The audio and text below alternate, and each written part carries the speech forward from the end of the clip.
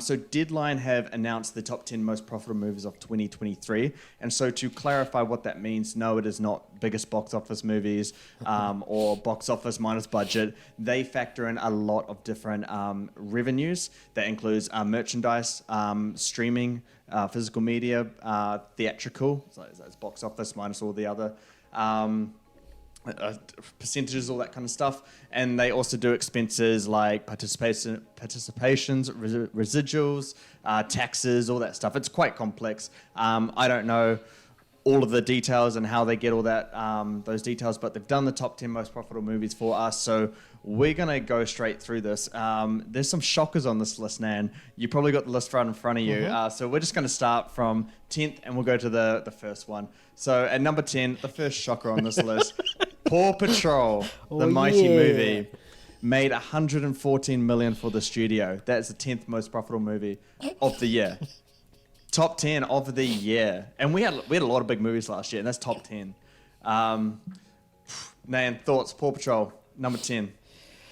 It is one of those ones where the mothers had the kids, for the day, and they just wanted to shut them up. Best way to do it is take them to Paw Patrol.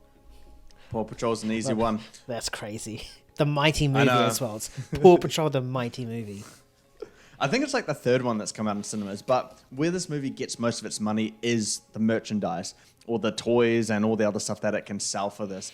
Also, it doesn't need the actors to, they don't need to pay a lot for actors to, go do press tours and stuff like that. They can just chuck some random in a Paw Patrol, like a dog costume, and then walk around theme parks and stuff like that. It's an easy way to promote it without big costs. So that's where it's gotten the profit from. Obviously, not top 10 highest grossing movie of the year. Just that distinction needs to be made quite clear. But number 9, the only Disney movie to be on here, that's Guardians of the Galaxy Volume 3. 124 million in profit. Nayan, you surprised or unsurprised that it's at number 9 or on this list? Nah, not really. I mean, Guardians of the Galaxy didn't do that well at the box office, but it's still quite profitable with all those characters as well, so not too surprised about this one. Yeah, no, that's fair. I think when it opened, you were quite concerned because it opened below the second one, but above the first one, and it should have opened way above the second one, and that's purely because the extended or like added exposure it got from those 2 Avengers movies. They should be way more popular characters now, but still it opened below and we're quite worried. But the movie was great and it leaked it out better than the first 2 Guardians. So I think Disney got lucky with this one. A top 10 list in terms of movie profit without a Disney movie would have been absolutely shocking in my opinion. In terms of, speaking of shocking, Five Nights at Freddy's, 8th most profitable movie of the year, 161 million for the studio. Thoughts? Not that surprising. I mean, it did have like a huge opening weekend, and probably because of this film, I don't know if they factor the game sales, but I'm sure a lot of people would have gone back and purchased the games, and no, they didn't. No, it's not part of it. Oh, okay, my point's relevant. Never mind. Well, I mean, it's. I think Deadline. They talk about it like, how can you measure that it's from? They watched the movie and then bought the game. If you're factoring in games, then you got to factor in like every Spider-Man game for Across the Spider-Verse and stuff like that. So it's hard to know where they got it from. I think a lot of it does come from Peacock, the streaming service in America. We don't have that in Australia and New Zealand, but their movie released on Peacock for free on the same day it released in cinemas. Like, it wasn't even like a pay to purchase. It's like if you're a subscriber, you can just watch it for free on Peacock. And it still made 80 million opening weekend. But the amount that it got in terms of Universal purchasing its own movie to put on Peacock, it factors into this. That's how some of the finances work for this as well. And it has no major movie stars, so it kept it quite low in terms of the costs, production, participations, all that kind of stuff. Next one we're going to, Taylor Swift, The Eras Tour, 172 million. We didn't even know this movie was coming when we started the year, so I know it's going to be a bit of a shocker that it makes the top 10 most profitable movies, but how do you feel about the Eras Tour movie making it in? I'm just shocked it's that low. I thought all the Swifties would have, if you said it factored in merchandise, I thought they would have had it skyrocket a lot more. It's not like that. I don't know. Like, you can't factor in the Eras Tour merchandise with the movie. So what do you mean by merchandise? Like, okay, well, Teenage Mutant Ninja Turtles Mutant Mayhem, the TMNT Mutant Mayhem products that were made, toys, all that stuff that was sold were for it. Now, there's a bunch of Eras Tour shirts and stuff sold at the concerts, but it's for the concert, it's not for the movie, so you can't really factor that in. Paw Patrol merchandise, toys and stuff, does not qualify for merchandise, but Paw Patrol the Mighty Movie merchandise made for it qualifies. Does that make a little bit more sense? Yeah, it does. Yeah. Otherwise, these numbers that I'm saying right now would have ballooned to like, I don't know, $10 billion for Taylor Swift. But yeah, so it's just more so the movie stuff with Taylor Swift. Makes sense. Yeah, and it costs like, I think like under 20 million. It didn't cost much at all because you just need someone to record the actual concert. yeah, and pay someone to put it all together. So it really didn't cost much, but yeah, unprecedented in terms of concert movies. Number 6, Wonka, 182 million. Surprised that it made that much? A little. That's actually quite surprising. I mean, yeah, I want to be stupid here, and the Wonka chocolates could have, because that's got the Wonka name on it. No. I'm just trying to see how far I can push James to getting triggered right now. Next segment.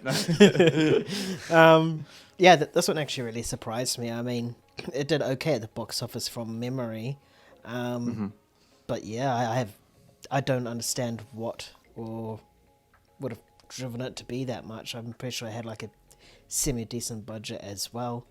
It wasn't that much of a merchandise sort of movie, unless you want a little kid wants like a Hugh Grant Oompa Loompa. So, yeah. This one's actually shocking for me. Yeah, no, that makes sense. I mean, yeah, I'd like when you start off the year, like we saw so many like great movies. We thought 2023 would be a really, really cool year in terms of big movies and making a lot of money. Wonka being 6th upon that list in terms of actual profit, I think that's surprising and shocking. And I think it actually shows a little bit of the draw that Timothée Chalamet has. A movie that I thought would be higher, that comes at number 5, is Oppenheimer. It made 202 million for Universal. The reason why it surprises me is because of the physical media record selling out the 4K, the 900 to 1 billion gross on a $100 million budget movie. Only 202 and 5th for the year. And no nuclear weapons does not count as merchandise. For any countries doing under the table selling off their nukes. No, it does not qualify for Oppenheimer.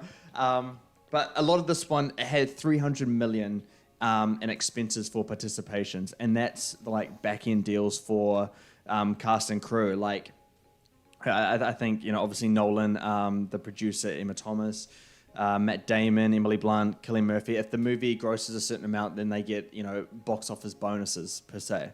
So they had a lot of extra money outside of the production to pay talent for signing on to the movie. You'll see a lot of these kind of things, particularly with a bunch of A-listers, which I think Oppenheimer has like 50 A-listers in its cast. And so it's like saying, hey, we'll pay you, like 1 million for this movie, which is not much to some of those actors. But if it makes a certain amount of money, we will give you an additional 4 million or 5 million. And then it's like, okay, yep, I trust this director. I can see it making that amount of money.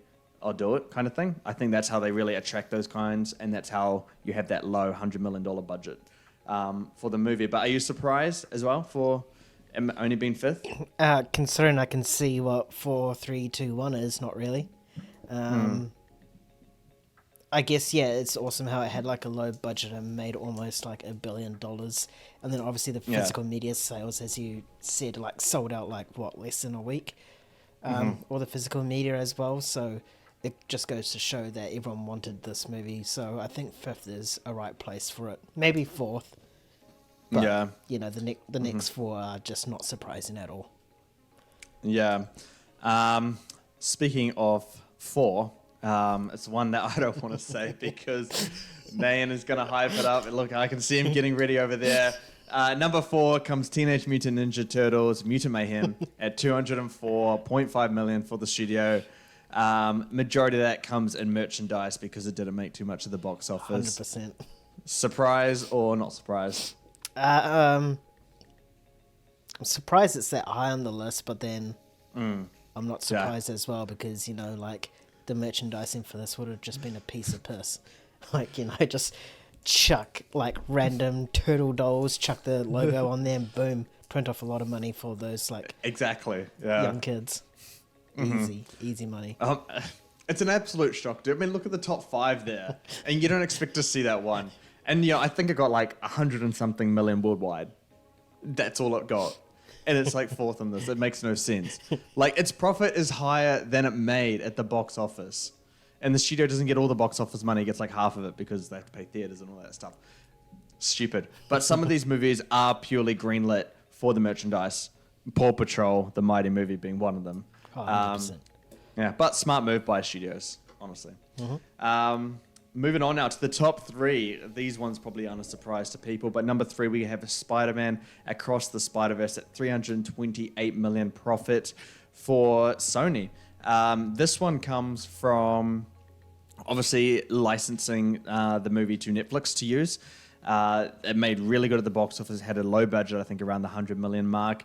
It had a low marketing budget because it did a lot of brand partnerships with, you know, different brands and stuff, particularly one being at Burger King. I don't know if you ever saw that. We didn't get in New Zealand though, but Burger King, they had like a Spider-Verse burger, and it was like a red bun with like black seeds. Oh, yeah. I remember you showing me this, and I was like, bro, that just looks like it was going to kill you. It looks disgusting, yeah. So it didn't need to do so much in terms of the marketing P&R side of things, so hence the very large profit that it made. Surprised it's in the top 3?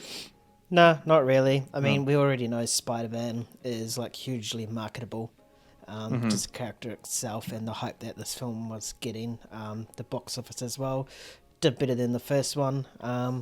So yeah, I mean, including off what you said, the Netflix deal as well, that would have helped a lot. And then you go into the merchandising as well, you know. Easy Spider-Man toys, easy sell, easy money, easy profit. Yeah, nicely said, but nothing surprises you apparently, except for Wonka. Moving on to the top 2 now. These are not a surprise at all. The highest grossing movie of the year, Barbie, 421 for Warner Brothers, 421 million that is. Yeah, I remember I saw like a tweet saying the most profitable movies of the year, here's the top 10. Someone comments like, how the fuck did Barbie make this list? I'm like, what? It's the highest grossing movie of the year. Of course it's going to be on here. But yeah, anyway, Barbie only had a low budget, but the marketing budget, and that's why it's not number 1 here, the marketing budget was insane. And, you know, it feels like half that marketing budget went to our premiere back in Auckland. Just what they did for that screening was absolutely ridiculous. I imagine that every other major city had a very similar one. The marketing was insane for this movie. As you know, it's one of the things that really brought it that massive box office total in the end. But yeah, I know you're not surprised about this one, but 421 million, Warner Brothers got to be happy with that, I'm sure. Oh, 100%, you know, made what, 1.4 billion? Almost 1.5 at the box office. Barbie, again, a very well-known IP, you know, easy merchandise to sell. Popcorn, drink, and a Barbie doll. Easy peasy, you know, so... You know, it's not really surprising. If anything, I am a little bit surprised it wasn't number 1, but then you mentioned all the marketing stuff and then it makes sense. So, yeah, it just goes to show that we're going to get a Barbie 2 at some point. Or whatever spin-off comes its way. There'll definitely be something. I'm surprised nothing's been announced already, to be honest. But yeah, number 1, not surprising at all. Super Mario Bros. Movie, 559 million. Obviously, you know, you got merchandise in there, but an insane box office total. The budget was 100 million, 50 million from Nintendo, and then 50 million from Universal. I think as well, like the marketing wasn't too much.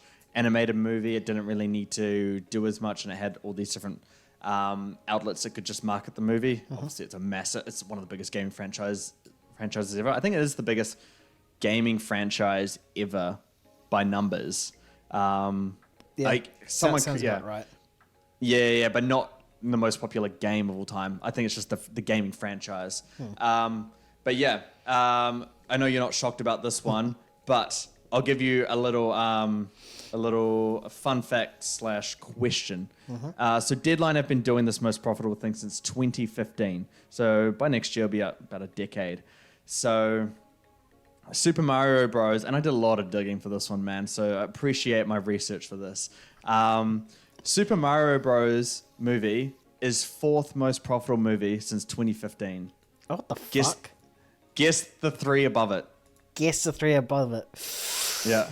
Oh, it has to be Despicable Me or something. Like, surely. Like, Despicable Me or Minions. One of those two films has to be in there. I'm going to clump them together and have them as one spot. I'm just trying to think what else came out. Avengers? Nah, because they had, like, a lot of A-list like actors that they would have to pay. Ooh. Nah, have no idea. I just know Despicable Me or Minions or both would have to be in there somewhere. None of them are on Hey. the top 3 list. Yeah, you got one right. Avengers. Yeah, Avengers. Which one though? Both or one or? I'm gonna guess in-game. No, Infinity War. No, in-game. Yes, in-game. In-game is one of them. It beat Infinity War in terms of profit. The next one I think was Star Wars: The Force Awakens. Ah, yes. Which got like 700 something. That's second, and then third was Spider-Man: No Way Home. Oh yeah. Yeah, Okay. which got 1.9 billion. But Avatar: The Way of Water, it beat that in terms of profit. And I think the profit for Avatar: The Way of Water is like only 400 and something. So that's shocking considering it's like the 3rd highest grossing movie of all time. But yeah, And it's not a good superhero movie as well. Yeah, but I thought that was funny. Good old Mario Bros for coming in top 5 there.